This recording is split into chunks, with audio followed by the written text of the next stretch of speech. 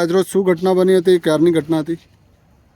આજે લગભગ 2:15 થી 2:30 વાગ્યાની વચ્ચે લગભગ બે ગાડી, એક ફોર્ચ્યુનર અને એક ટેક્સી ગાડી, એવી રીતે બે ગાડીની અંદર ઘસી આવી હતી અને મારા ઘરની અંદર ગૃહ પ્રવેશ કરીને લગભગ 3 વ્યક્તિ અજાણ્યા શખ્સો દેખાઈ છે સીસીટીવી ફૂટેજમાં.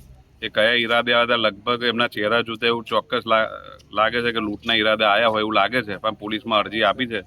હવે આગળ પોલીસ તપાસનો વિષય છે કે આગળ શું તપાસ છે, શું આગળ બહાર આવે છે. મને ચોક્કસ ન્યાય છે કે ભારતીય જનતા પાર્ટીની સરકાર છે અને આપણા ડેપ્યુટી સીએમ અને ગૃહ